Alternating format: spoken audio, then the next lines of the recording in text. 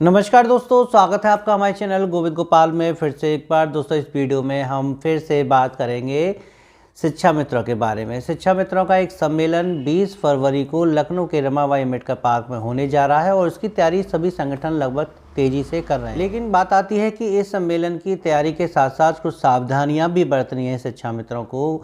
वो क्या है उसके बारे में बात कर रहे हैं हृदेश दुबे जी।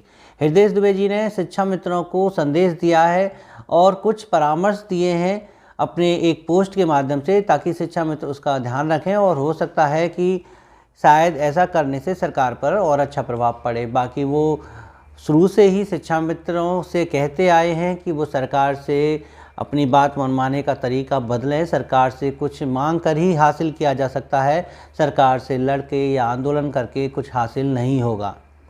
उन्होंने पोस्ट के माध्यम से अपने मन की बात ज़रूर कही है। उन्होंने पुरानी बातों को ज़रूर छेड़ा है, जिसको सुन के शिक्षा मित्रों को दुख तो ज़रूर होगा।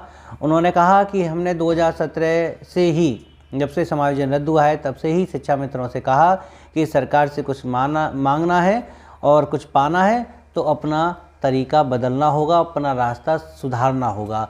लेकिन कुछ शिक्षा मित्र संगठन के नेता और ज़्यादातर शिक्षा मित्र सरकार की ईंट सीट बजाने, सरकार को बदलने की चेतावनी देते रहते थे। तो ये सब भारी नुकसान उठाना पड़ा है शिक्षा मित्रों को। वरना 2017 में ही 17,000 रुपये जो मानदेय होने जा रहा था, उसका भी बहिष्कार अगर वो ना करते तो शायद आज मानदेय धीरे धीरे बढ़ाकर लगभग 25,000 रुपये होता और शायद 11 महीने से 12 महीने भी हो जाता और भी कुछ हासिल हो जाता। लेकिन शायद कुछ जिद की वजह से, या कह लीजिए कि पुरानी जो सोच चली आ रही थी शिक्षा मित्रों को लेके, उसको बरकरार रखने के कारण ही ये सब नुकसान शिक्षा मित्रों को झेलना पड़ा है। लेकिन यहाँ कहते हैं कि अब देर आए दुरुस्त आए। 5 वर्षों से जब शिक्षा मित्रों को कुछ भी हासिल नहीं हुआ है, तो अब उन्होंने जो 12 जनवरी को लखनऊ के इको गार्डन में महारैली की, उससे सरकार पर अच्छा प्रभाव पड़ा है और इस 20 फरवरी के सम्मेलन से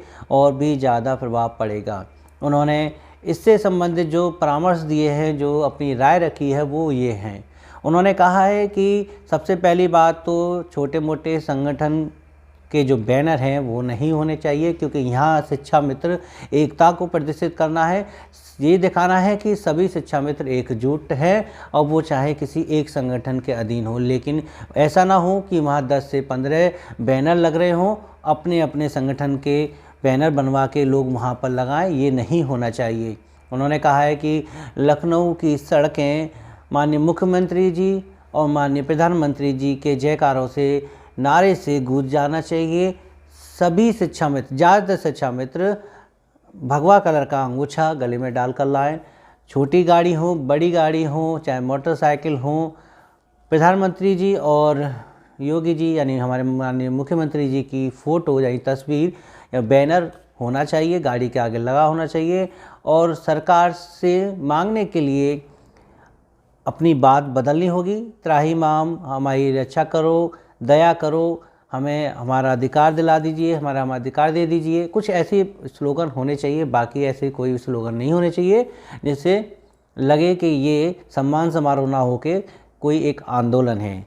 ऐसा ना हो कि सम्मान समारोह एक आंदोलन का रूप लेने लगे, ऐसा वहाँ बिल्कुल भी नहीं होना चाहिए।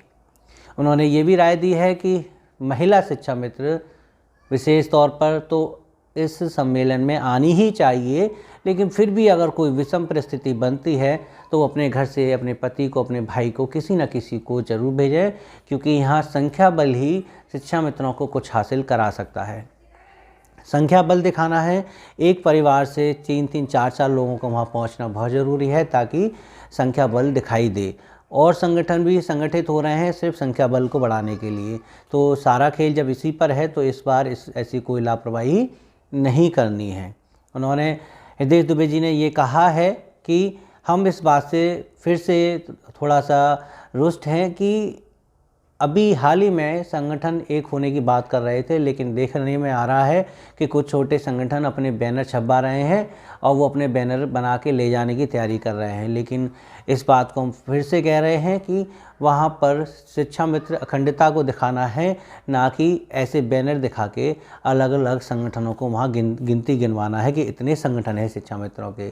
तो इसलिए उन्होंने कहा है कि हम कन्नौज ज़िले में ही अपने यहाँ 50 शिक्षा मित्रों की एक ऐसी टीम बना रहे हैं जिसमें 20 महिलाएं हैं और 30 पुरुष हैं, और वो कुछ काम नहीं करेंगे, बस लखनऊ जाएंगे, सीधे सबसे पहले जाएंगे, बहुत जल्दी जाएंगे, और जहाँ जहाँ उन्हें ऐसे छोटे छोटे बैनर दिखाई देंगे उन सब को वो उतार लेंगे, उनको फाड़ देंगे, कह देंगे हाँ ये सब दिखाने की ज़रूरत नहीं है, सिर्फ एक ही मंच है, एक ही मांग है, एक ही बात है, एक ही सरकार है, हमें उनसे बस एक ही चीज़ मांगनी है, यहाँ अलग अलग संगठन की बात बिल्कुल नहीं होगी।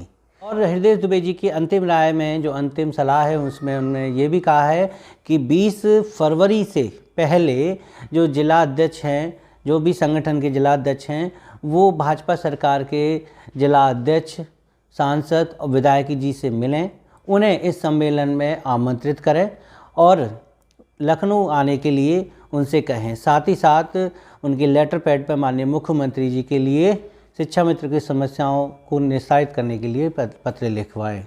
तो ये बहुत अच्छी बात है कि शिक्षा मित्र संगठन के जिलाध्यक्ष अगर ऐसा कार्य करते हैं तो भाजपा जिलाध्यक्षों, सांसद और विधायकों की अच्छी खासी भीड़ भी वहाँ मंच पर दिखाई देगी। तो ऐसा करने से भी शिक्षा मित्रों को काफ़ी फ़ायदा हो सकता है, तो वो ये काम ज़रूर करें।